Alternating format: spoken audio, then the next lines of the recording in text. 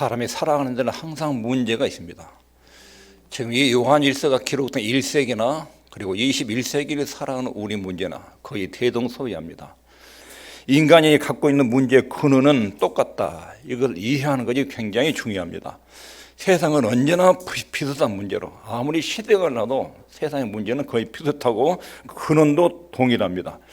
문제의 근원을 볼 때 언제나 하나님의 말씀의 진단을 받고 해결책을 찾아야 되는데 하나님의 말씀을 통해서 파악하지 못하고 문제를 해결하고 하면 거의 실패합니다. 일시적으로 풀리는 것 같은데 근원적으로 풀리지 않습니다. 죄인된 인간이 하나님 앞에 와가지고 예수 그리스도 안에서 문제를 풀지 않으면 여기 일시적인 답은 될지 모르지만 근본적인 답이 되지 못합니다. 요한 1서 1절부터 3절까지 보면 이 문제를 다룹니다. 교회가 해야 될 중요한 부분을 가르칩니다. 세상에 문제가 많다. 그럼 교회가 할 일이 뭐지요? 답을 제시해야 돼. 답을. 세상에 답을 제시하는 방법은 복음 선포입니다. 1세기 살던 그리스도인들, 이 사람들이나 21세기 사는 우리의 문제나 거의 동일합니다. 그들의 문제에 대해서 성경이 무슨 말씀을 했는지. 1세기 성도들의 문제는 세상은 악한 자가 지배하고 있다. 우리는 하나님께 소속되어 있다. 세상에 악한 자가 지배하고 난동을 부리고 있는데 그 속에서 하나님 백성이 삽니다. 네, 그렇게 굉장히 고통스럽게 세상에 공격을 받고 삽니다. 그런 성도들의 1세기 하나님은 요한을 통해서 무슨 말씀을 전해줬는지 이것을 보면 오늘날 우리 시대도 악한 자가 지배하는 세상이 난장판이 되어가지고 엉망인데 이때 하나님의 교회가 또 하나님의 백성이 들어야 될 말씀이 무엇인지 여기에 답이 있는 것입니다. 모든 문제에 대해서 성경이 무슨 말씀을 하고 있는지 생각해 봐라. 악한 자가 주도하고 있는 세상 속에서 하나님의 백성이 살아갈 때 요한 사도는 어떻게 위로를 하고 어떻게 격려했는지를 들어봐라. 오늘날 시대에 살아가는 모든 사람들의 문제도 동일하게 하나님 말씀하신다는 것입니다. 힘들고 열악한 상황 속에 살아가면서도 결코 격파될 수 없는 마음속에 엄청난 기쁨의 출처, 이것들 지금 1절보다 3절까지 말하고 있습니다. 어떻게 하면 이 문제 덩어리인 세상을 하나님의 말씀으로 바꿀 것인가, 이런 노력을 하라고 말하는 것이 아닙니다.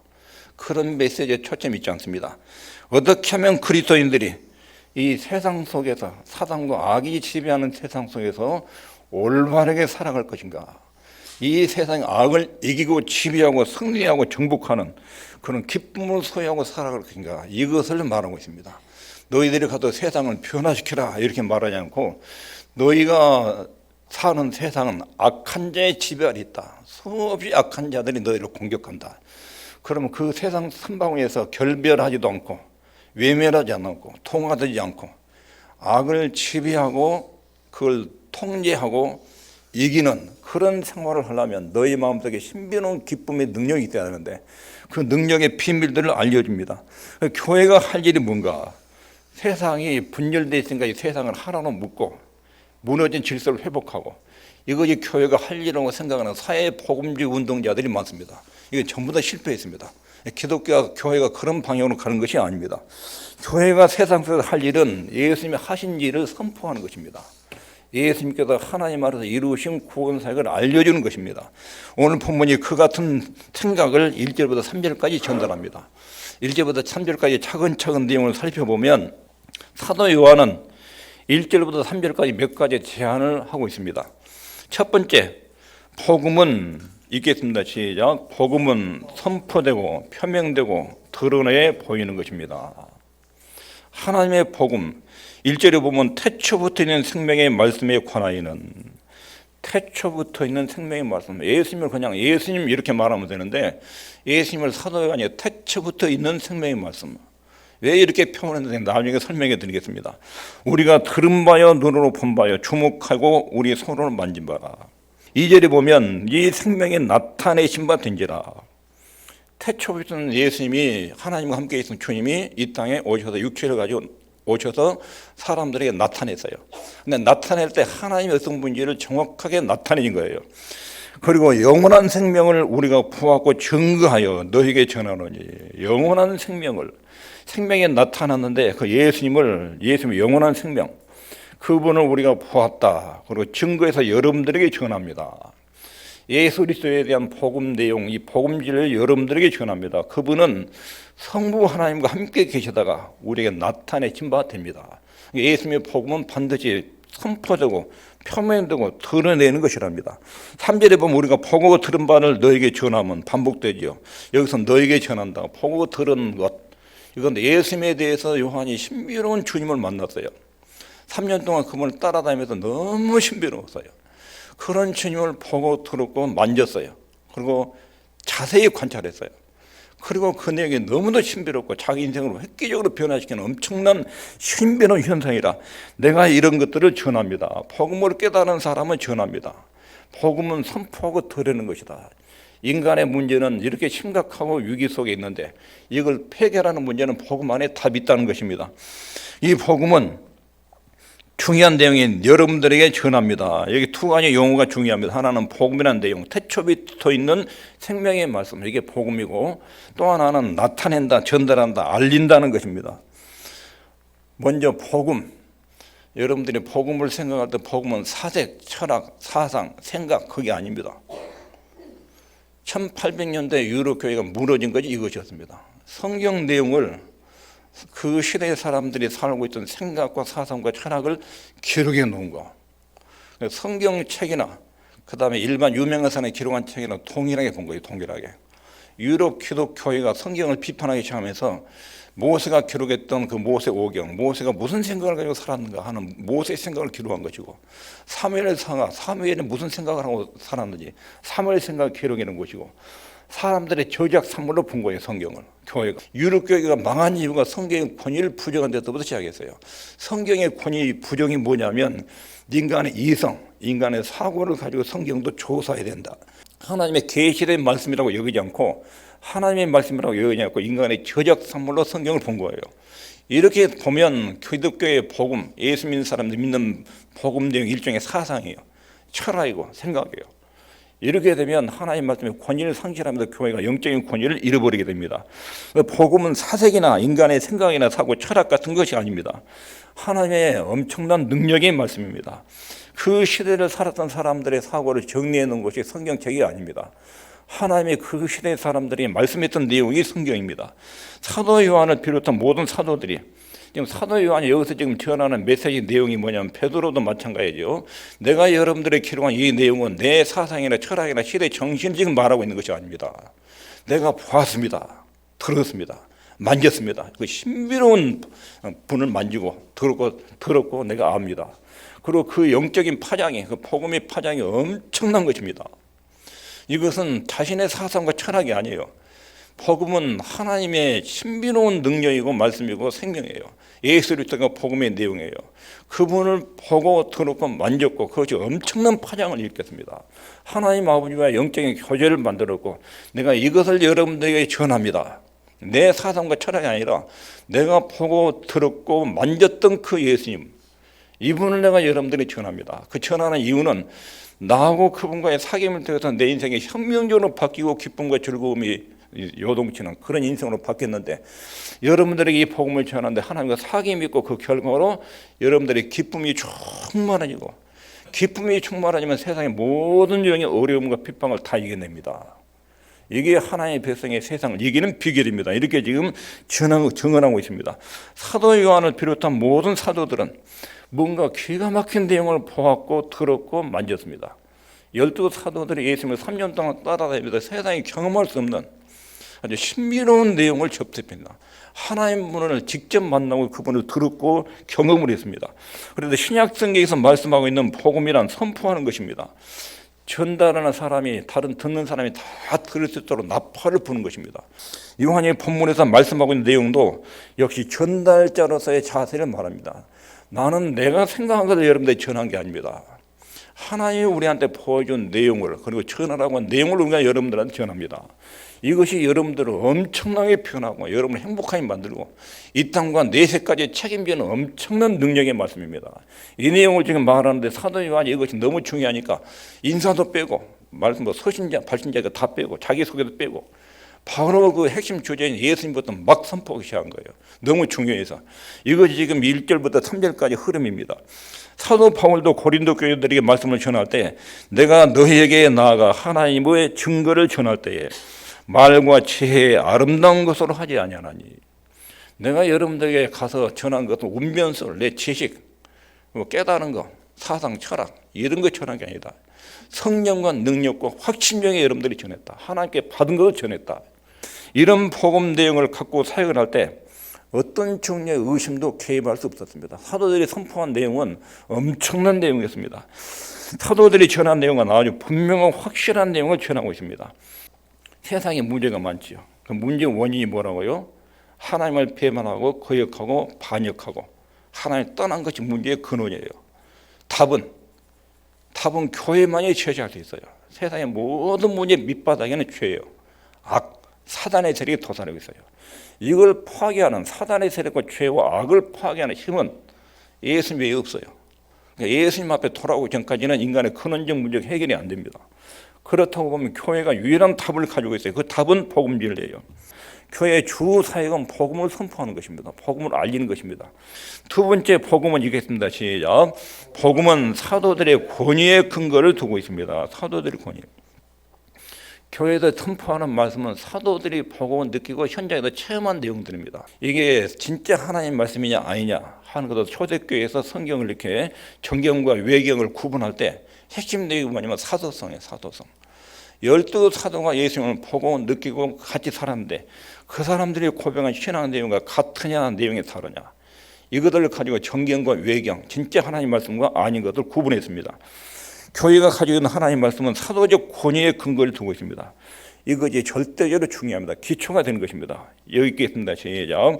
우리 주 예수 그리스도의 능력과 강력하심을 너에게 알게 한 것이 공교인 받는 이야기를 좇은 것이 아니요, 우리는 그의 크신 위엄을 친히 본 자라.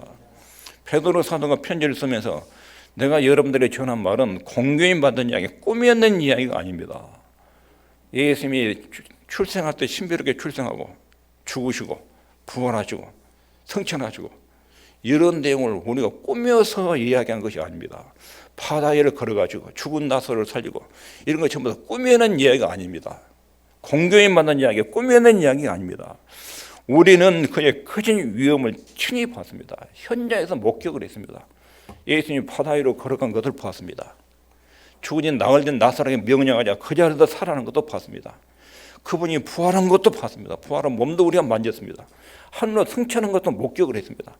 그러니까 이 내용은 꾸며낸 이야기가 아닙니다. 이게 무슨 말입니까?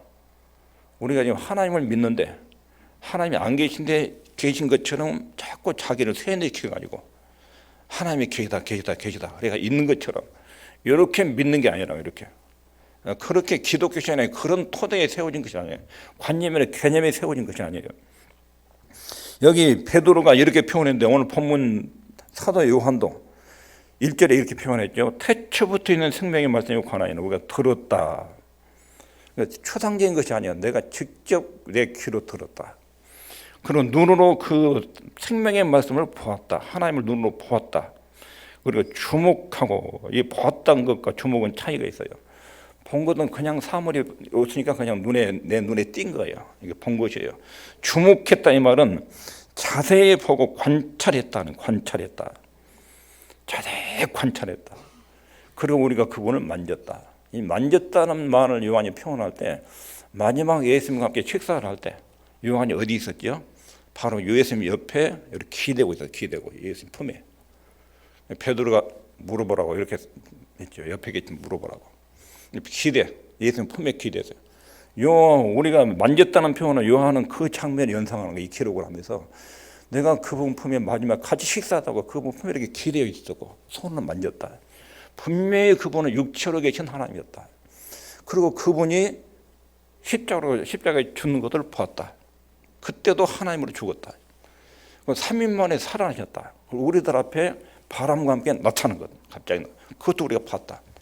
토마같이 의심받는 사람한테 만져봐라 하고 손을 내밀면서 영은 뼈와 살이 없어도 나는 있다. 만져봐라. 그런 것도 우리가 목격을 했다. 분명하게 그분은 육체를 가진 하나님이다. 영주주의 이 사람들이 자꾸 예수님이 하나님인데 환영으로 나타나다 보니까 우리가 분명히 이렇게 손을 만진 하나님이었다. 이렇게 지금 증거하고 있는 거예요.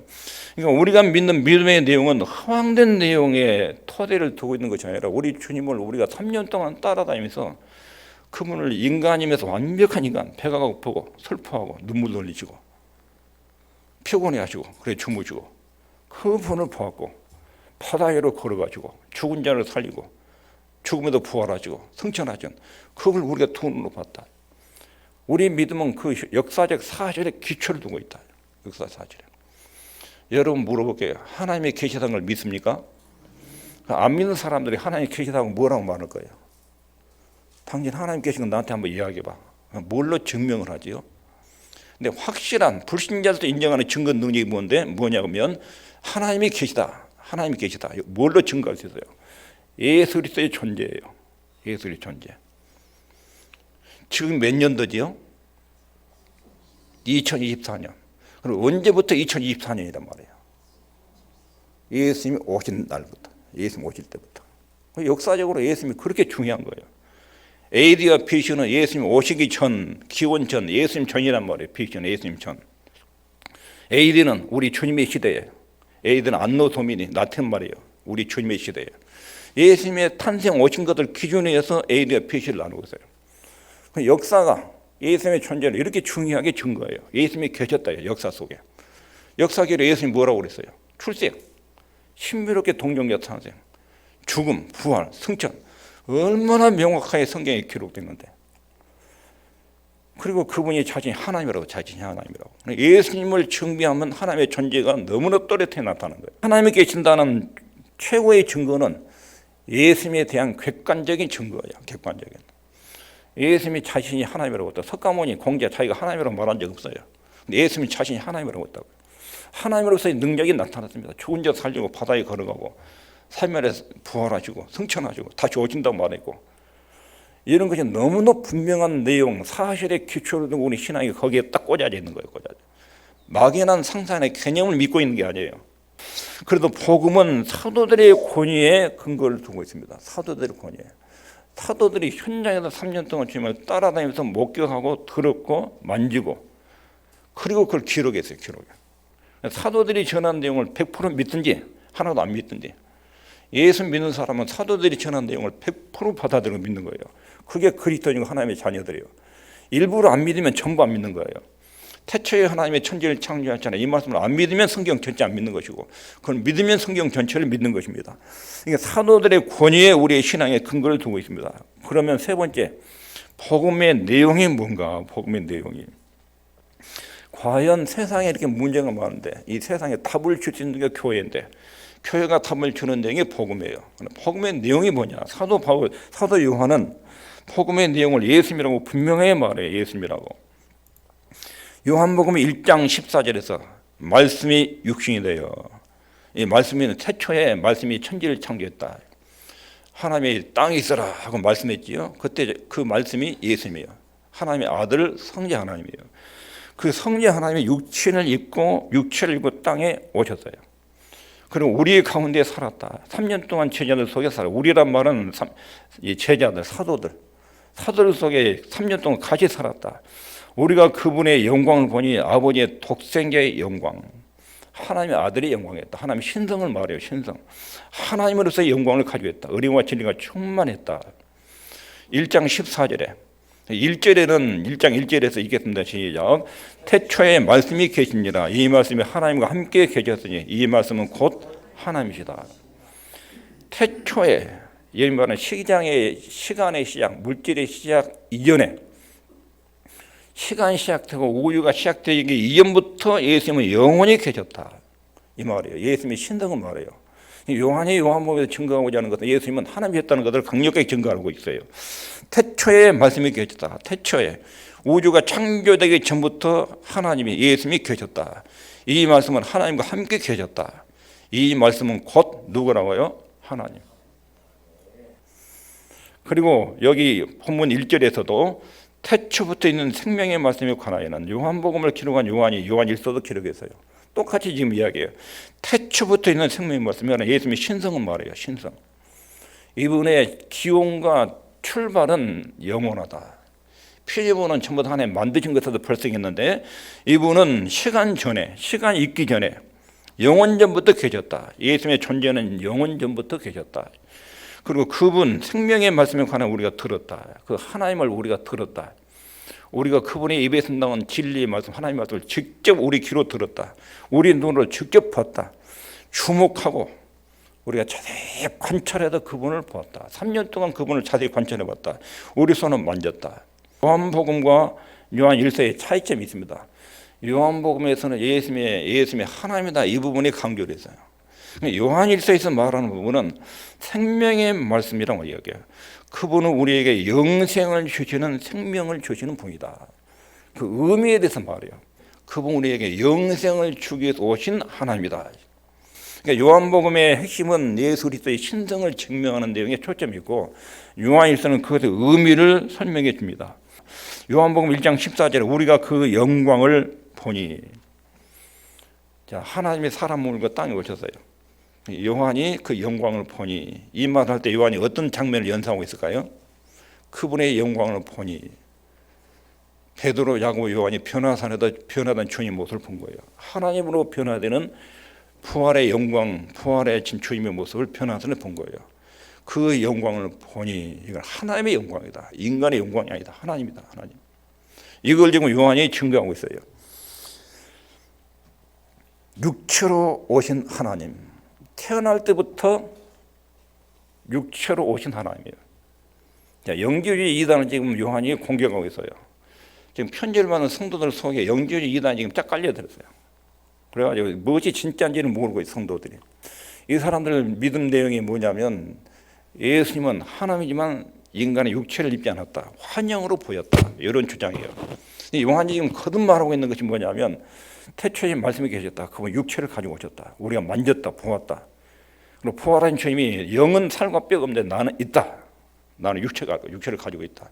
이것을 지금 영주주의를 공격하는 언어들입니다. 사도 요한이 선언하기를 예수 그리스도는 생명의 말씀이다. 이 생명의 말씀이 우리에게 나타났다. 그리고 그 생명의 말씀이 우리에게 나타날 뿐 아니라 나타나는 것으로 끝난 게 우리에게 생명을 주었다.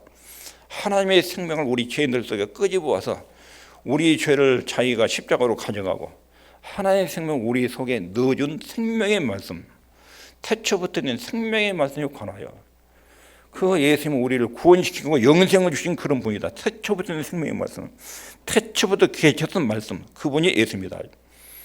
요한이 지금 증거하고 있는 내용이 뭐냐면 이 복잡하고 그리고 어려운 이 세상을 살고 있는 우리들에게 신적인 생명을 소유할 수 있다.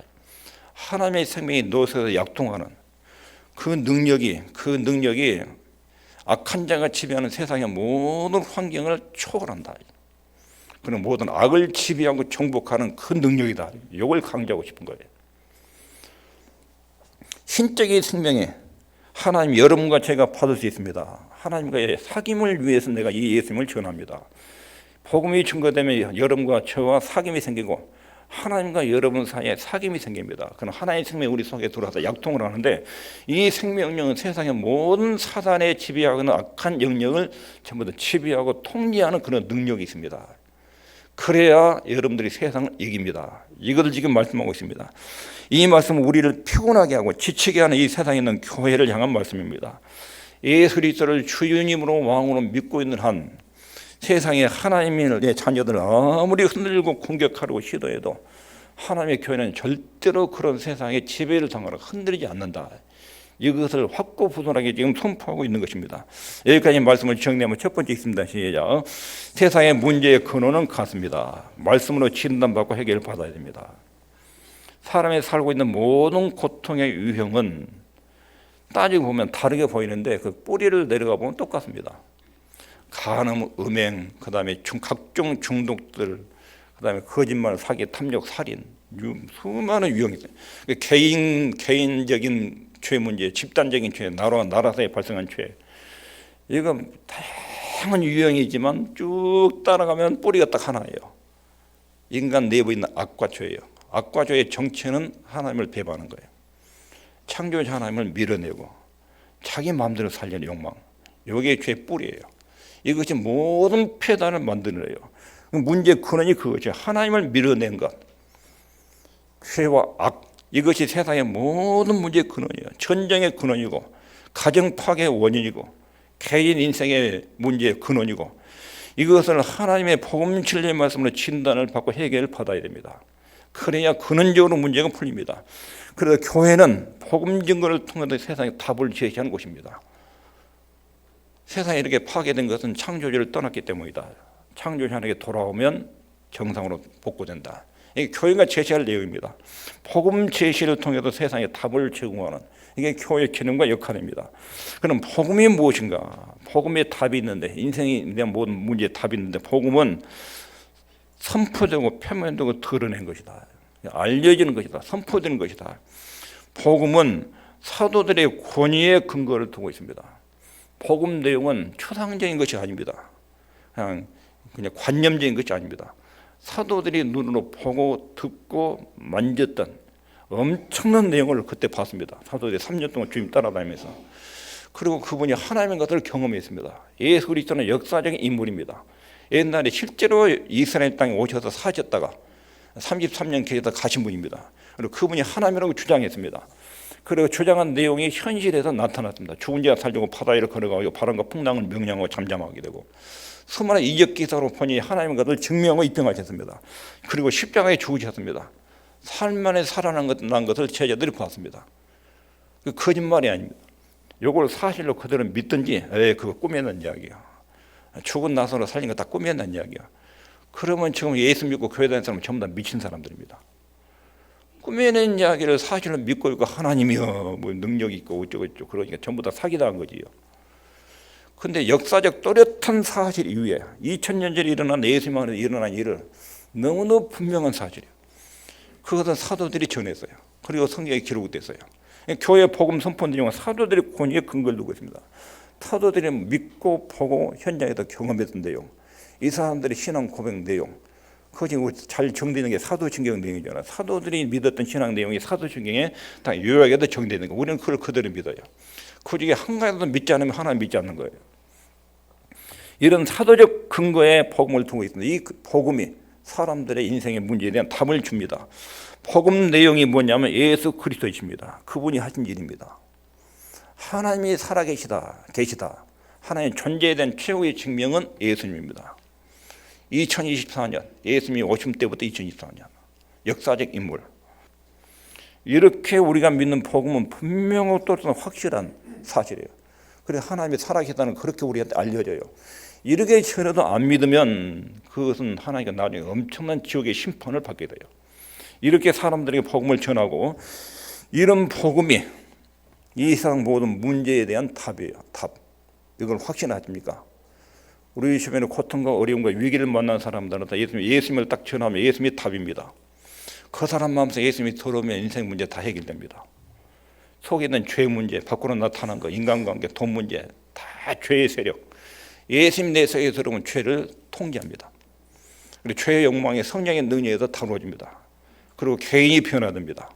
그 주의 말씀을 듣고 엎드리고 기도하고 그러면 주님께서 우리와 같이 삽니다. 세상에 아무리 큰 위기 어려움도 주님이 내 속에 들어오시면 다 풀립니다. 해결되고 이것이 인생의 답입니다. 국가에 대한 답, 개인에 대한 답, 그리고 집단에 대한 집단 문제에 대한 답, 여기 모두 복음 안에 들어 있습니다. 이 복음 내용이 인생의 모든 문제는 답이다. 그 예수님을 묵상하고 생각하는 거. 예수님이 하나님이고 사람이고 출생에 이렇게 태어나시고 십자가에 죽으시고 부활하시고 승천하시고 나중에 우편에 지금 앉아 계시다가 나중에 재림하신다. 이 내용을 묵상하면 우리 속에는 모든 어둠들이 거둬집니다.